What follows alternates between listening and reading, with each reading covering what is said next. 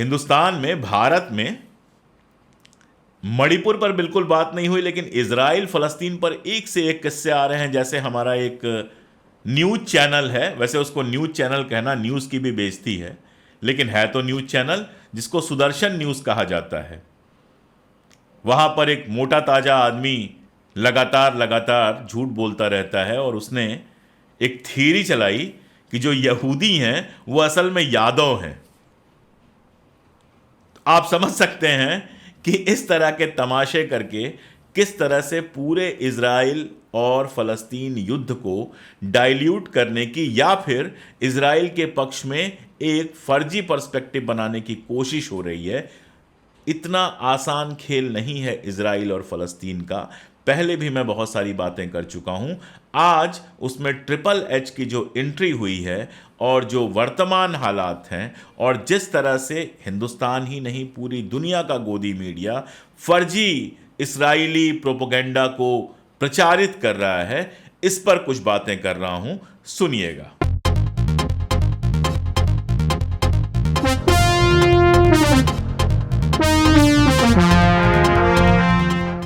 नमस्कार।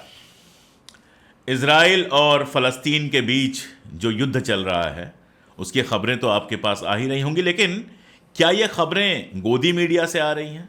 नहीं, मैं सिर्फ हिंदुस्तानी गोदी मीडिया की बात नहीं कर रहा। हिंदुस्तानी गोदी मीडिया की खबरें कम से कम हिंदुस्तान में जो लोग रहते हैं उनके पास तो आराम से ट्वीट से, फेसबुक से, व्हाट्सएप से पहुंच ही रही होंगी, लेकिन बहुत सारे हिंदुस्तानी लोगों के पास इंटरनेशनल मीडिया की भी खबरें पहुंच रही हैं। और हमारे यहाँ ये माना जाता है कि जो इंटरनेशनल मीडिया है वो तो बड़ी ईमानदार मीडिया है। लेकिन ये इंटरनेशनल मीडिया कैसे काम कर रही है, इसको समझने के लिए मैं आपको एक छोटा सा वीडियो दिखाता हूं, और ये वीडियो इंटरनेशनल मीडिया का है। एक बात तो आप जानते ही हैं कि सारे के सारे लोग जो भी वहां पर इंटरनेशनल मीडिया के कथित लोग गए हुए हैं वहां पर रिपोर्टिंग करने के लिए, सारे के सारे इजराइल में हैं। अब लड़ाई कहां चल रही है? गाजा में चल रही है। बम कहां फेंके जा रहे हैं? गाजा में फेंके जा रहे हैं। बिल्डिंगें कहां तबाह हो रही हैं? गाजा में तबाह हो रही हैं। लोग कहां मारे जा रहे हैं? बच्चे कहां मारे जा रहे हैं? गाजा में मारे जा रहे हैं। लेकिन रिपोर्टिंग कहां से हो रही है? रिपोर्टिंग इजराइल से हो रही है।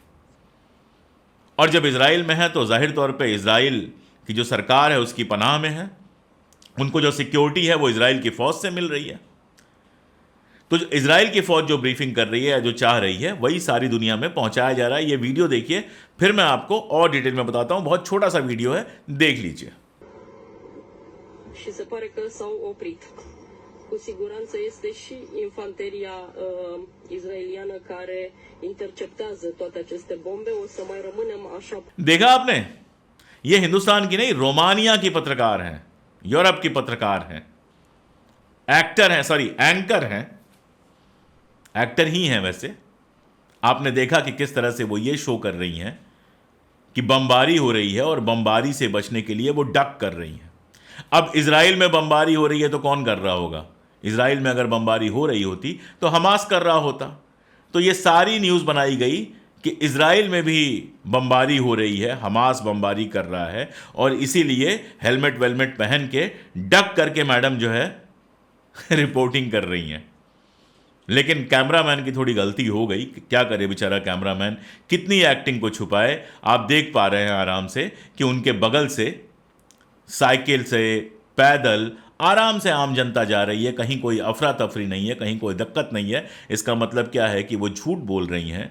कहीं कोई बमबारी नहीं हो रही है, वो सिर्फ और सिर्फ एक्टिंग कर रही हैं। तो सिर्फ हिंदुस्तान की रूबिया लियाकत जैसी पत्रकार ही नहीं है, सारी दुनिया का जो मीडिया वहाँ पर मेन स्ट्रीम मीडिया पहुँचा हुआ है, वो ऐसे ही इजराइल सरकार के निर्देश पर, इजराइल सरकार की पनाह में और इजरायली आर्मी के कहने पर दुनिया भर में वो खबर पहुँचा रहा है जो इजराइल के फेवर में हो। और इसीलिए शायद हमारे जैसे लोगों की ज़रूरत है कि दूसरी तरफ से जो थोड़ी बहुत खबरें आ रही हैं वो आप तक पहुँचाएँ। एक बात तो आपको पता ही होगा कि हमास के इस आक्रमण के बाद जिस तरह से गाज़ा पर आक्रमण हुआ है, जिस तरह से गाज़ा पे बमबारी लगातार हो रही है, उसके बाद वहाँ से रिपोर्टिंग करना बेहद मुश्किल हो गया है। दर्जन भर से ज़्यादा पत्रकार वहाँ पर मारे गए हैं और वहाँ से वीडियोज़ आ पाना, वहाँ से ख़बरें आ पाना बेहद मुश्किल हो गया है। और इजराइल किस तरह से खबरें प्लांट कर रहा है, इसको समझने के लिए मैं आपको एक छोटी सी चीज़ दिखाता हूँ। इस ट्वीट को आप देखिए, यह इजराइल की अपनी ऑफिशियल एजेंसी द्वारा किया गया ट्वीट है। इसमें वो दिखा क्या रहे हैं? इसमें दिखा रहे हैं कि हमास के पास से अल कायदा की आईडी मिली है, और जिस तरह से अल कायदा साइनाइड यूज करना चाहता है, वैसे ही हमास बेसिकली साइनाइड यूज करना चाहता है इजराइल के अंदर। और यह खबर चूंकि इजरायली मीडिया ने दी है, इजराइल की अपनी गवर्नमेंट ने दी है, तो सारी दुनिया में पहुंच गई। अब अगर आपके पास, अगर आपने अपना दिमाग बेच न दिया हो नफरत के आगे, अगर आपका दिमाग जो है वो दिमाग से घुटने और घुटने से फिर बाहर ना निकल गया हो, अगर आप अभी भी तर्क के हिसाब से अपना दिमाग लगाने में सक्षम हैं, लगा सकते हैं अपना दिमाग, तो थोड़ा अपना दिमाग लगाइए और दिमाग लगा के सोचिए कि हमास को पागल कुत्ते ने काटा है कि अगर वो अल कायदा के साथ भी है तो जानबूझकर अल कायदा का बाकायदा आई कार्ड लेके चलेगा। सरकारी एजेंसी है क्या कि आई कार्ड लगाना जरूरी है? और आई कार्ड भी अपनी भाषा में नहीं, आई कार्ड भी अंग्रेजी में लगा के चलेगा, जैसे इंटरनेशनल मीडिया को यह दिखाने के लिए भाई हिंदुस्तान में अगर हम आई कार्ड अंग्रेजी में लगाते हैं, इसका मतलब क्या होता है कि जो लोग हिंदी नहीं जानते हैं वो भी अंग्रेजी का आई कार्ड देख के हमको पहचान लें। तो वो मीडिया और इंटरनेशनल मीडिया के लिए होता है। तो क्या हमास इंटरनेशनल मीडिया को दिखाने के लिए अंग्रेजी में आई कार्ड छपा के चलेगा? जाहिर तौर पे ये सारा कुछ फलस्तीनियों को बदनाम करने के लिए इजराइल गवर्नमेंट द्वारा किया जा रहा है। ऐसे कई सारे दावे किए गए, पहले हम बात कर चुके हैं कि हॉस्पिटल को बम्बार्ड किया गया और फिर यह दावा किया गया कि हॉस्पिटल तो हमास के अपने रॉकेट से ख़त्म हो गया था, हमने ऐसा कुछ नहीं किया था। हालांकि बहुत सारे फैक्ट चेकर्स ने उसको फैक्ट चेक किया और पाया कि ये गलत है। तो एक खबर ये है कि लेबनान के बॉर्डर वाले जो शहर हैं, इजराइल के वो शहर जो लेबनान के बॉर्डर से लगते हैं, वो शहर इजराइल खाली करवा रहा है। अब आप सोचिए कि खाली क्यों करवा रहा होगा, बताऊंगा। असल में ट्रिपल-H की एंट्री हुई है इजराइल फलस्तीन वार में इस समय। अब ये ट्रिपल-H क्या है आप पूछेंगे? एक H के बारे में तो आप सब लोग जानते हैं, हमास। दूसरा H है ईरान का हिजबुल्ला, जिसको ईरानी गवर्नमेंट का पूरा समर्थन है, वहां का आतंकवादी संगठन है और काफी पावरफुल संगठन है, पहले भी उसने इजराइल पे हमले किए हैं। और तीसरा है हूसी, जो लेबनान का संगठन है। यानी इस समय इजराइल को यह डर है कि इजराइल पर 3 तरफ से हमले हो सकते हैं। हिजबुल्ला भी हमला कर सकता है, हमास तो हमला कर ही रहा है, अपनी लड़ाई लड़ ही रहा है, और हुजीज भी लेबनान की तरफ से हमला कर रहे हैं। इसीलिए हाल फिलहाल में इजराइल की फौज ने लेबनान के ऊपर भी हमला किया है। अभी थोड़े वक्त पहले की बात है, वक्त मतलब घंटों पहले की बात है, जब अमेरिका का जो बेड़ा अमेरिका ने भेजा है इनकी मदद के लिए, इजराइल के लिए, उसने 2 रॉकेट्स को बर्बाद किया। वो रॉकेट्स बताए जा रहे हैं कि हूजी ने भेजा था। और हिजबुल्ला की तरफ से जो हमला हुआ है उससे इजरायली फौज को जनधन का नुकसान हुआ है, इजरायली सैनिक मारे गए हैं, इजरायली प्रॉपर्टी बर्बाद हुई है, उसके वीडियोज आ रहे हैं। और इंडिया में एक न्यूज चैनल है न्यूज़ 18, उस पर कम से कम यह खबर आई है। यानी जो कुछ यहां से देखने पे ऐसा लग रहा है कि सब कुछ इजराइल के कंट्रोल में है, यहां मैं आपको बता दूं कि इजराइल के पास जितने पावरफुल हथियार हैं और जिस तरह से पावरफुल फोर्सेस का सपोर्ट है, अमेरिका का, ब्रिटेन का और कनाडा का और इस तरह के देशों का सपोर्ट है, निश्चित रूप से इजराइल जो है वो हथियारों और बाकी सारी चीज़ों के मामले में भारी पड़ेगा, भारी पड़ रहा है। लेकिन ये लड़ाई अगर इतनी आसान होती तो अभी तक गाजा पर कब्जा हो गया होता। यानी कहना मैं ये चाह रहा हूं कि इजराइल का प्रतिकार भी हो रहा है। इस बीच में एक और चीज हुई है, सारी दुनिया में जबरदस्त मजम्मत हो रही है इजराइल के हमलों की। जो थोड़े बहुत वीडियोस और फोटोग्राफ गाजा पट्टी से आ रहे हैं, जिसमें बच्चों की हत्या है, जिसमें सेंट्रल गाजा को तो पूरा तबाह कर दिया गया है, सारी की सारी बिल्डिंगें तबाह कर दी गई हैं, अस्पताल पर हमला किया गया, एक चर्च पर हमला करके उसको तोड़ दिया गया, जो वहाँ का बहुत पुराना ईसाई चर्च था उसको तोड़ दिया गया।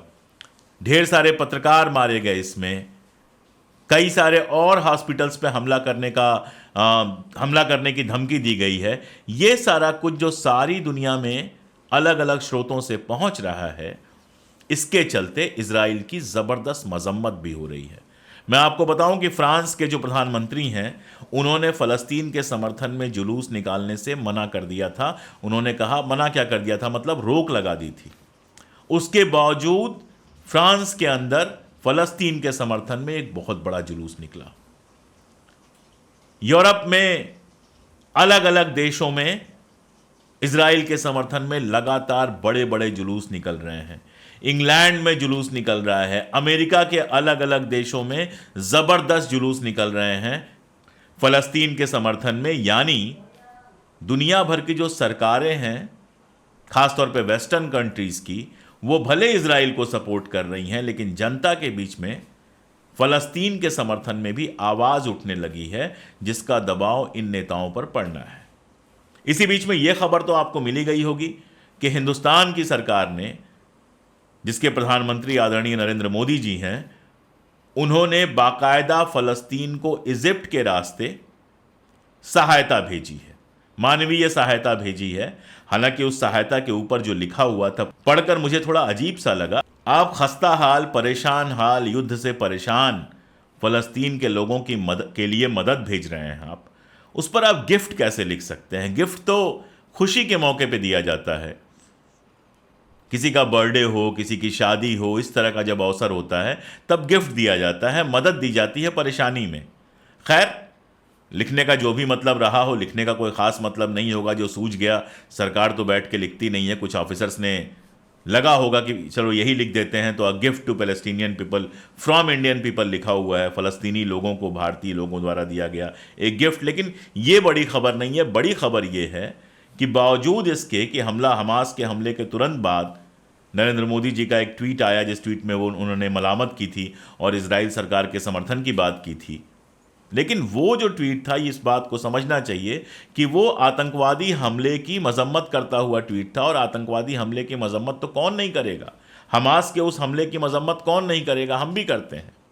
लेकिन फ़लस्तीन के लोगों को मदद पहुंचाने की कोशिश हिंदुस्तान तब कर रहा है जब इजराइल इस तरह के मदद का विरोध कर रहा है, उनकी मुखालफत कर रहा है कि वहां पर मदद ना भेजी जाए, और मदद भेजने में भी अड़ंगे लगा रहा है।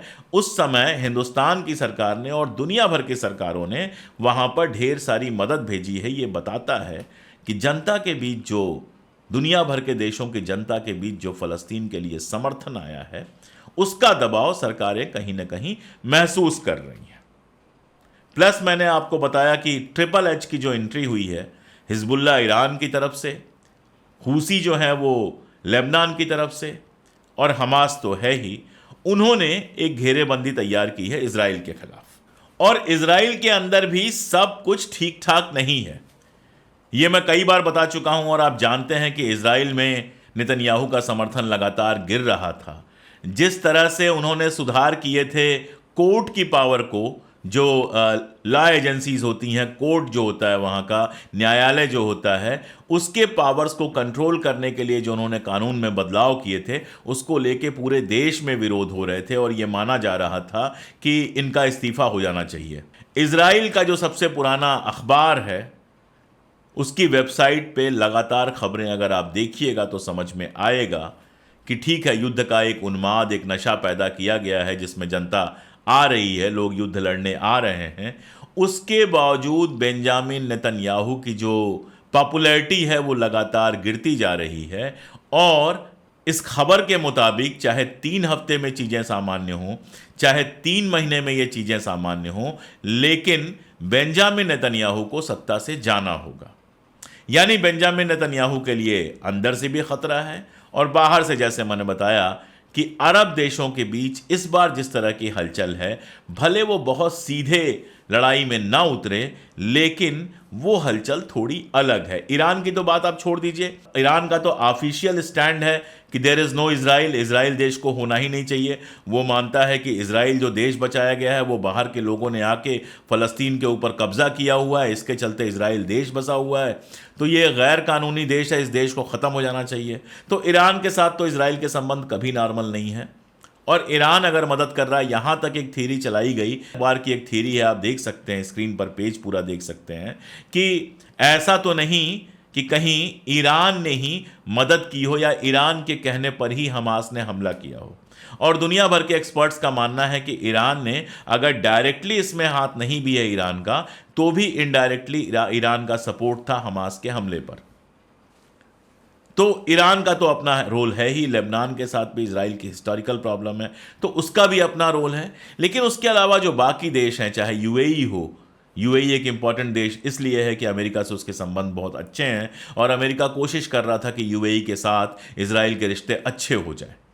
तो एक थ्योरी ये भी है कि इससे पहले कि यूएई के रिश्ते इजराइल के साथ अच्छे होते हैं, ये बमबारी की गई ताकि वो रिश्ते अच्छे ना हो पाएं। और यूएई की जनता भी जिस तरह से फ़लस्तीन के साथ है, तो यूएई के जो शासक हैं वो सीधे सीधे इजराइल के साथ तो खड़े नहीं हो सकते, मानवीय मदद वगैरह तो दे ही रहे हैं, और इसके अलावा लगातार युद्ध को रोक देने की बात कर रहे हैं। अरब के दूसरे देशों से भी लगातार इस तरह की आवाज़ उठ रही है, चाहे वो इजिप्ट हो या बाकी देश हो। तो जो कुछ इतना आसान लग रहा है इजराइल के लिए, वो इतना आसान है नहीं। एक और बात आपको बताऊं बात खत्म करने से पहले, फलस्तीनियों के ऊपर लगातार हमले हो रहे हैं। 1947-48 या उसके पहले से फलस्तीनी लगातार मुश्किलात झेल रहे हैं। मैंने आपको बताया है कि यूएन के हिसाब से दुनिया में अगर किसी एक मुल्क के सबसे ज़्यादा शरणार्थी अलग अलग देशों में रहते हैं, रिफ्यूज़ी अलग अलग देशों में रहते हैं, तो वो फ़लस्तीन है। तो उनके घर छीने गए, उन्हें मारा गया, पीटा गया, जेलों में डाला गया, लगातार गजा पर हमले होते रहे, लगातार बम बरसते रहे। वो मरना, जीना, घर टूटना, बर्बाद होना फ़लस्तीनियों ने अपने किस्मत मान लिया है। और वो ये कहना बड़ा क्रूर है, लेकिन वो इन सारी चीज़ों के लिए काफ़ी हद तक तैयार हैं। इसलिए फ़लस्तीनी तो युद्ध का ये दर्द झेल सकते हैं, लंबा झेल सकते हैं। फ़लस्तीनियों को आप कह सकते हैं आदत पड़ गई है मुश्किलात झेलने की, लेकिन जो इजरायली हैं उनको ऐसी कोई आदत नहीं है।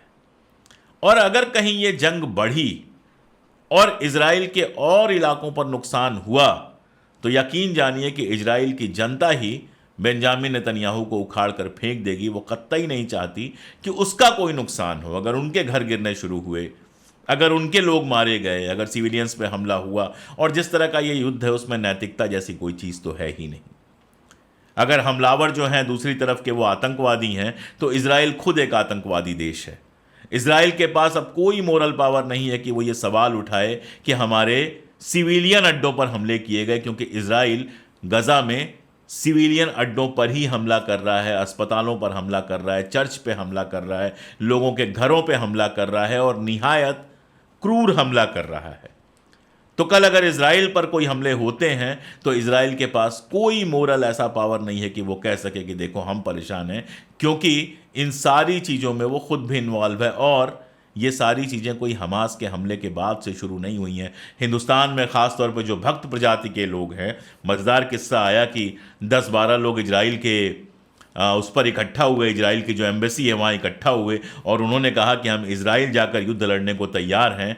भाई, इजराइल तो एक पराया देश है, तुम चीन के बॉर्डर पर जाकर जरा चीन से युद्ध लड़ लो, या फिर पाकिस्तान के बॉर्डर पर जाके पाकिस्तान से युद्ध लड़ लो। खैर, युद्ध नहीं लड़ना है। बाज़ार से 500 रुपये में आर्मी का कपड़ा पहनकर, आर्मी का ड्रेस खरीद कर, नकली ड्रेस खरीद कर पहन लेना एक बात है, लेकिन युद्ध लड़ना और सीमा पर जाना एक दूसरी हिम्मत की बात होती है, जो इस तरह के बुज़दिलों में नहीं होती है। लेकिन ये जो लोग हैं, ये बार बार जब भी मैं वीडियोस लगाता हूं, लिखता हूं, तो आकर नीचे लिख जाते हैं शुरुआत तो हमास ने की थी। ये सिर्फ एक बेवकूफ़ कह सकता है, या ऐसा आदमी जिसकी अक्ल व्हाट्सएप ने हर ली है वही कह सकता है कि शुरुआत हमास ने की थी। शुरुआत तो हुजूर 1946-47 में ही हो गई थी। शुरुआत तो तब हो गई थी जब दायर इस्माइल नाम के गांव में 250 लोगों को मार दिया गया था। और पूरा गांव खाली करा के गांव का नाम बदल दिया गया था और वहां पर इजरायली लोगों को बसा दिया गया था। पिछले 75 साल से फ़लस्तीन में यह खेल चल रहा है। कोई शुरुआत हमास ने या किसी और ने नहीं की थी, यह लड़ाई लगातार चलती आ रही है। तो कहना इतना ही है कि गोदी मीडिया देखते हुए इस चीज का ख्याल रखिए कि गोदी मीडिया वही कह रहा है जो इजराइल उससे कहलवाना चाहता है। कुछ वेबसाइट्स मैंने बताई हैं, इन वेबसाइट्स को लगातार पढ़ते रहिए, तो वहां असल में क्या हो रहा है यह आपके समझ में आएगा। और एक और ज़रूरी बात, मेरे इनबॉक्स में, मेरे मेल पर लगातार ये सब आता रहता है कि इस विषय पर वीडियो बनाइए, इस पर रिसर्च कीजिए। भाई, आप सबके आदेश सर माथे पे, लेकिन जो मेरी रिक्वेस्ट होती है कि आप हमसे इतनी उम्मीद कर रहे हैं तो थोड़ी उम्मीदें हमारी भी पूरी कीजिए। हमारे चैनल के साथ खड़े होइए। कोई हमें फाइनेंस करने वाला, कोई हमारा स्पॉन्सर नहीं है, अपनी कोशिशों से हम ये लगातार कर रहे हैं। इतनी मदद तो आप कर ही सकते हैं कि एक मेंबरशिप ले लीजिए। जो हमारा पिंड कमेंट है उसमें आप जाएंगे तो दोनों लिंक हैं, आप देख सकते हैं कि किस तरह से वहां से आप हमारी मेंबरशिप ले सकते हैं। अगर मेंबरशिप लेने का नहीं मन है तो उस पर एक दूसरा लिंक है जिससे आप वन टाइम हमारी हेल्प कर सकते हैं, सीधे हमारे अकाउंट में हमारी मदद करके। बाकी सारी चीज़ें भी कर सकते हैं। अगर आपका कोई बिजनेस है, अगर आप चाहते हैं कि उसका हमारे वीडियो के माध्यम से प्रसार हो, तो आप हमें स्पॉन्सरशिप दे सकते हैं। और कम से कम सब्सक्राइब करना, वीडियो शेयर करना, ये तो कोई भी कर सकता है। याद रखिए, जो आपके पैसे से आपकी मदद पे खड़ा होगा वो आपकी बात करेगा। जो सरकारों से पैसे लेगा, जो पार्टियों से पैसे लेगा, वो पार्टियों की बात करेगा। अगर आप चाहते हैं कि TCH पर हम इसी हिम्मत के साथ आपके मुद्दों पर, आपकी बातों पे बात कर सकें, तो आपको भी आगे आना होगा हमारी मदद करने के लिए। आज के लिए इतना ही, बहुत शुक्रिया। जैसे ही कोई और अपडेट्स आएंगे इस विषय पर, आगे भी मैं बात करता रहूंगा। बहुत शुक्रिया।